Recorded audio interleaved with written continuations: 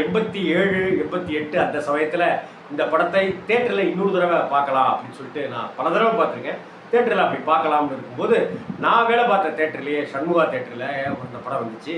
பார்த்தா அப்படி ஒரு விசில், அந்த எம்ஜிஆர் லதாவும் சேர்ந்து இருக்கிறதா அதை பார்த்துட்டு, அதனால தானே என்னமோ அடுத்தடுத்து அந்த பொருத்தமான ஜோடி நிறைய படங்கள்ல நடித்தாங்க அப்படிங்கிறதையும் பார்க்கணும்.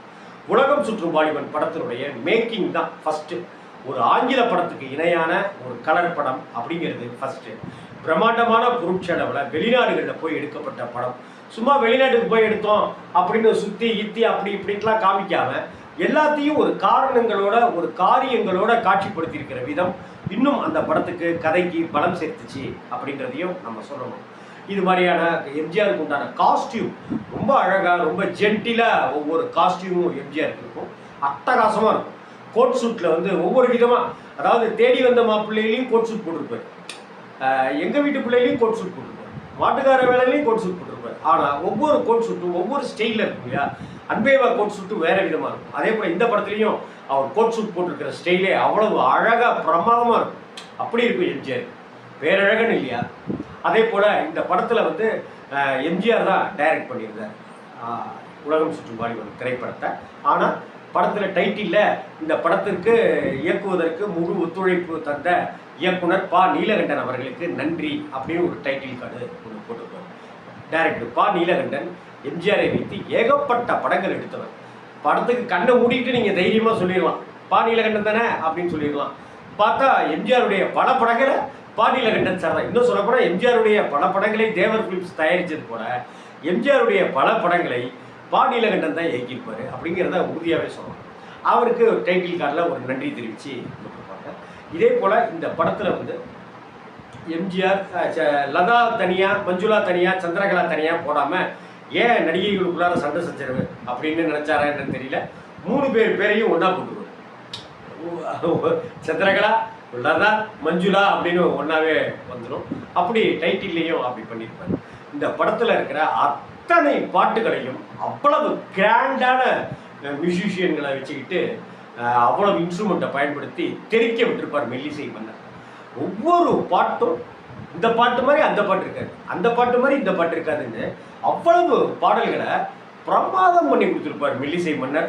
இந்த உலகம் சுற்றும் வாலிபனுடைய வெற்றியில் எம்.எஸ். விஸ்வநாதன் அவர்களுக்கும் ஒரு மிகப்பெரிய பங்கு இருக்குது அப்படின்னு நம்ம சொல்லியே ஆகும்.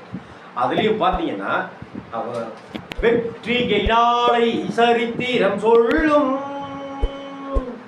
இப்படை தோற்கின் எப்படை வெல்லும் அப்படின்னு சீர்காழி கோவிந்தராஜன் ஐயாவுடைய குரல்லிருந்து தான் படமே ஆரம்பிக்கும்.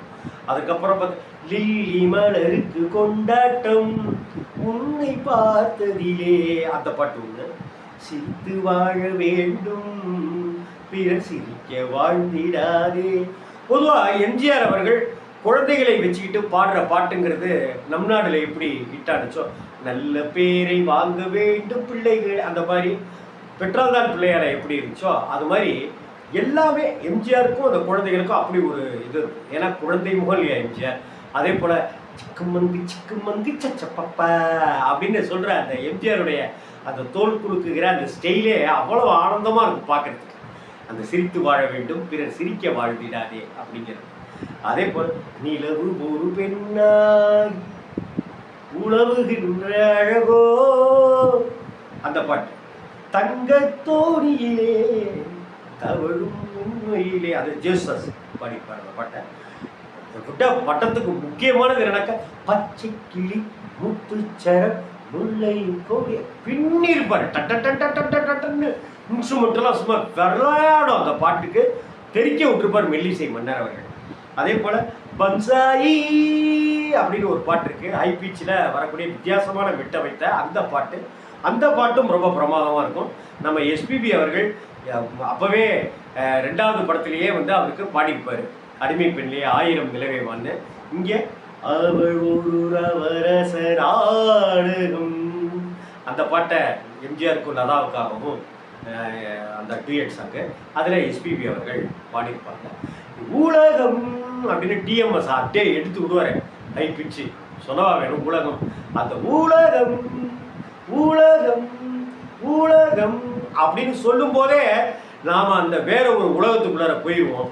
வேற ஒரு உலகத்துக்குள்ளார அப்படி எம்ஜிஆர், மெல்லிசை மன்னர், டிஎம்எஸ்ன்னு எல்லாரும் கொண்டு வந்து நம்மளை கைகட்டி அங்கே பாருங்கடா பாருங்கடா அப்படின்னு சொல்லிடுவாங்க. 1973ஆம் ஆண்டு மே மாதம் 11ஆம் தேதி வந்த இந்த படத்துக்கு ஏப்ரல் மாதத்துலேருந்தே பெரிய பிரச்சனை ஆரம்பிச்சிருச்சு. என்ன பிரச்சனை அப்படின்னு சொன்னாக்க, இந்த படத்துக்கு போஸ்டர் ஒட்டக்கூடாது அப்படின்னு அரசாங்கம் ஒரு உத்தரவு கொடுக்கும். போஸ்டர் ஒட்டக்கூடாது, போஸ்டர் ஒட்டா அப்படி பண்ணுவேன் இப்படி பண்ணுவேன்னு மதுரையிலலாம் திமுக கட்சியை சேர்ந்தவர்கள்லாம் பெரிய ஆர்ப்பாட்டங்கள்லாம் பண்ணுறாங்க. அப்படிப்பட்ட ஒரு சூழ்நிலையில் எம்ஜிஆர் பார்த்து அதெல்லாம் மீறி எம்ஜிஆர் போஸ்டர் ஒட்டியிருக்கீங்கல்ல, அவருக்கு என்ன பெரிய விஷயமா? எம்ஜிஆர் போஸ்டர் வீட்டுக்கு வீடு கொடுத்தாக்க தான் வீட்டிலேயே வாசல்லையே போஸ்டர் ஒட்டிக்கிட்டு எம்ஜிஆருக்கு எல்லாரும் மக்களுமே பிஆர்ஓவா ஆயிருப்பாங்க இல்லையா? அவ்வளவு சக்தி எம்ஜிஆருங்கிற ஒரு நடிகருக்கு கலைஞருக்கு இருக்கு இல்லையா? அந்த சமயத்தில் கட்சி ஆரம்பித்த அந்த சமயத்தில் எம்ஜிஆர் அவர்கள் அமைதியாக இருக்கு, பொறுமையாக இருக்கு, கோபமே இல்லாமல் இருக்க. போஸ்டர் இல்லையா வேணாமா? சரி, தமிழ் திரையுலக வரலாற்றில் ஒரு திரைப்படத்துக்கு போஸ்டர் ஒட்டப்படாமலேயே படம் ரிலீஸ் ஆனது அப்படின்னா அது உலகம் சுற்றும் வாலிபன் தான். இன்னைக்கு போஸ்டரே கிடையாதுன்னு வச்சுக்கோங்க. இன்னைக்கு ஆன்லைனில் கூகுளில் அதில் இதெல்லாம் பார்த்துருவோம் நம்ம. ஆனால் அன்னைக்கு போஸ்டர் மிக மிக முக்கியத்துவம் வாய்ந்தது. சிவப்பு கலரு, பச்சை கலரு, மஞ்சள் கலருன்னு கலர் கலராக போஸ்டர் அடிப்பாங்க. எம்ஜிஆர் அப்படி போஸ்டரில் காமிச்சாலே அவ்வளோ ஒரு கூட்டம் வரும். சிவாஜியை காமிச்சாலே கூட்டம் வரும். ஜெயலலிதாவை காமிச்சாலே கூட்டம் வரும். சரோஜாதேவி படம்னாலே கூட்டம் வரும். ஏவிஎம் படம் அப்படின்னு பிராண்டு ஏவிஎம்னு போட்டிருந்தாலே கூட்டம் வரும். ஜெமினி அப்படின்னு அந்த 2 பசங்க பப்பரப்பான்னு இருந்தாலே கூட்டம் வரும்.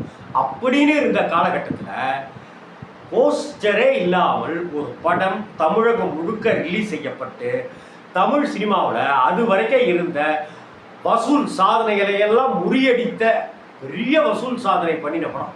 தமிழ்நாட்டில் கிட்டத்தட்ட 13-14 தேட்டர்களுக்கு மேலே 175 நாட்களுக்கு மேலே ஓடின படம். 7-8 தேட்டர்களில் 200 நாள் ஓடின படம். அவ்வளவு பெரிய பெரிய மிக பிரமாண்டமான வெற்றி. போட்ட இடத்துலலாம் ஹவுஸ்ஃபுல் தான். ஹவுஸ்ஃபுல் தான்.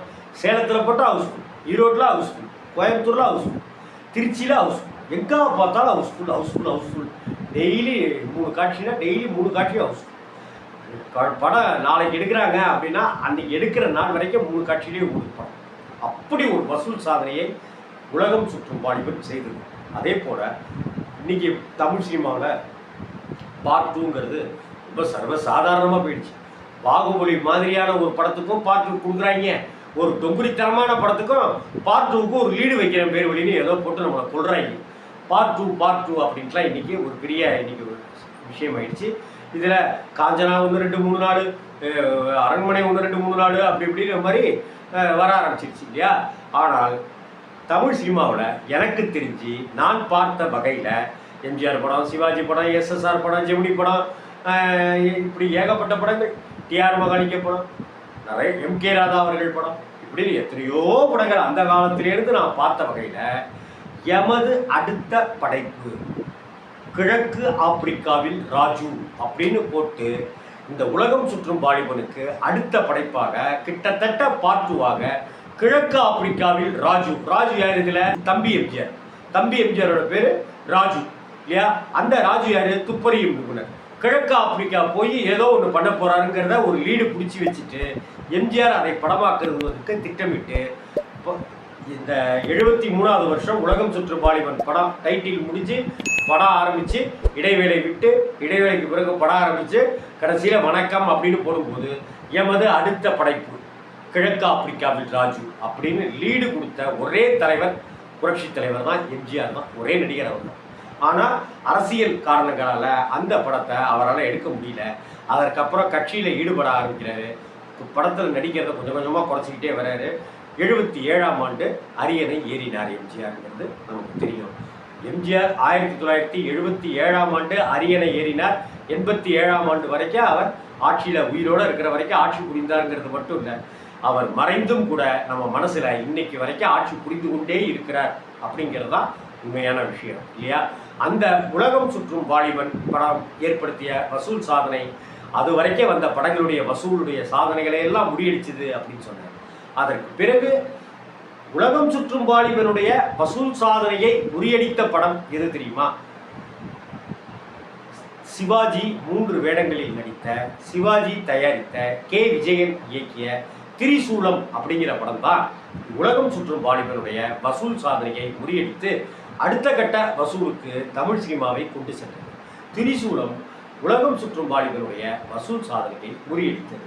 அந்த வகையில் நடிகர் திலகமும் மக்கள் திலகமும் இருவேறு துருவங்கள் அல்ல, எல்லா அண்ணன் தம்பி சகோதரர்கள் தான்.